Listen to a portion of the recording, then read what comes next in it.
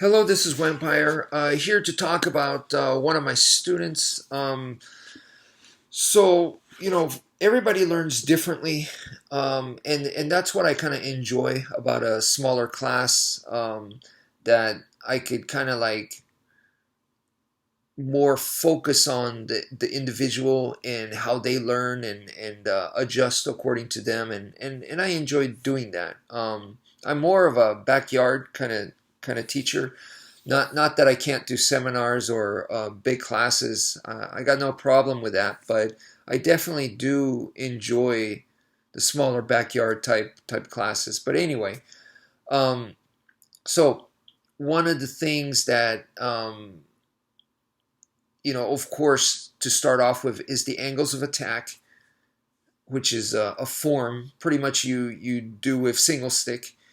And then we also have the double arm weaving, which is another form, very short. Both of them are short forms, and you're gonna do that with double stick. So that's pretty much the normal way to start is single stick and then double stick. And then of course we go to empty hand, knives, improvised weapons, all kinds of other stuff. But yeah, pretty much start with those two. And just thinking about that, just those two, the single stick basic form, and I start with the 5 movements, so it's just a 5 count form, super short, 1 2 3 4 5, and the other one is a 6 count, 1 2 3 4 5 6. That's it, right? um, so I like to start with those, and then of course for the double arm waving, for me it's the heaven six all the way. That is staple Filipino martial arts. If you do FMA, you have to know Heaven 6. I know that's kind of like the first tricky hill to climb. Some people definitely have trouble with that. I feel for you guys online. A lot of people online probably having trouble learning that. And I'm doing my best to try to help you guys out as much as I can. If you have any questions with that, please, feel free to ask me. I'm here to help, right? But that is a very, very important part. And then the people that they can do it. I see that they kind of like, it's almost like they're too talented. They got it, and then they stop there. That's unfortunate because there's so much more. There's so much more. And the ones that have trouble finding more to go in deeper, it's not going external, but it's going internal. I wonder if you guys can understand what I'm saying there. The technique, you look at a technique, and it's not, okay, I got the technique. External would be going, what's the next technique? Show me new moves, new footwork, new forms. That's all external. Internal is examining within the technique. So in karate, they would call it bunkai. You're now thinking about application. You're now thinking, you're breaking apart the technique. How did they come up with this technique? Why? What was it for? When is it used best? When is it the wrong time to use this technique? Those are all more internal types of thinking, and that's very, very important as a martial artist to have that.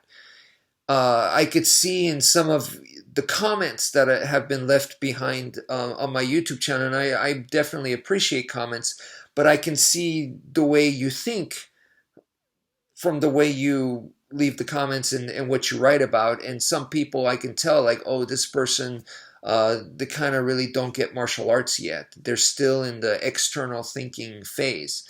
Um, and when you start going internal, it gets, to me, so much more fun, and that's where I say the training becomes very, very deep, and I very, very much enjoy that.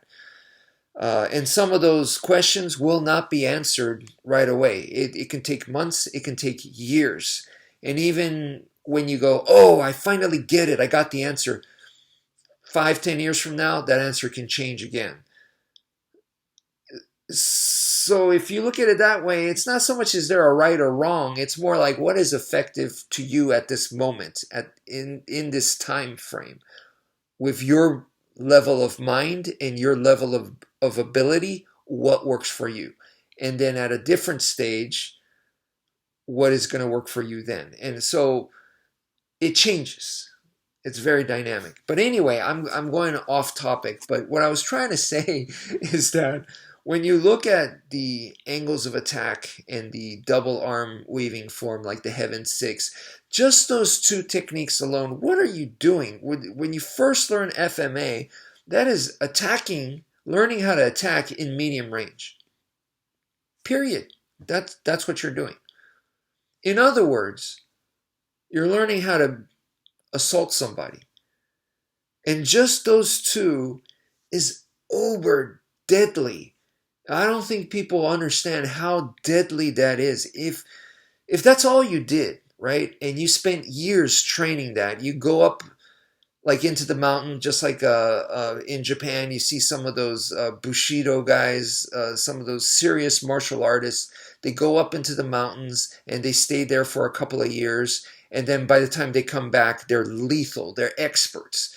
That's the kind of idea. And, you know, just the basic training that they do over and over and over again. And then by the time they come down from the mountain, it's almost like they're superhuman.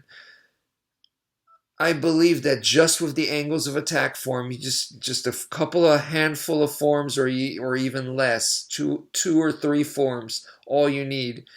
And then Heaven Six, you don't even need multiple arm waving. Just with that alone, and you spend a couple of years just focusing on that like crazy, you have all the tools necessary to be lethal. If you attack somebody, like I said, that's what it is. Those are assault techniques. And if you attack someone with a collapsible baton or with a knife, the amount of damage that you're going to do of course, the average beginner in FMA, even though that's what you learned, they won't be able to do that because it's not that easy. You can't just grab a stick and just do that immediately. You need to do more practice. That's why I'm saying years. But that even if that's all you focused on is those forms, you'll be plenty lethal, plenty scary. It's assault techniques right there. People have no idea. I don't think they get enough credit to FMA. They don't give enough credit to these forms. I didn't, for sure. I was just like, yeah, this is what I learned from day one. It was nothing to it, but then the more I got into it, the more I looked at it, broke it down, I was like, these are scary. I mean, just your typical angle 1 and 2, which are two diagonals. I mean, that could be jugular, carotid. That's death. You just killed the guy. That is insane. But Filipino martial arts is way more than that. So once you learn that, how to assault somebody, then I feel like the real training begins after that, where they go, okay, now that you know how to attack someone, let's learn how to counter that. Let's learn how to defend against that. And once you finish learning how to the assault part, that's the next phase. And that next phase is, okay, so attack consists in medium range. And now we're going to counter that with long range and close range, in my opinion. That is where, to me, is the real FMA, the real Kali Escrima Arnis, your real training, knowledge, all that begins from there. If you lived in a village and you know your village is going to get attacked, you could just train them the assault techniques, and that's it. You don't need to go into the defense. And that's the first, like I said, that's chapter 1 of the textbook in FMA. So just wanted to share that with you guys, something to think about. That's it for now. Thank you for viewing, and take care, folks.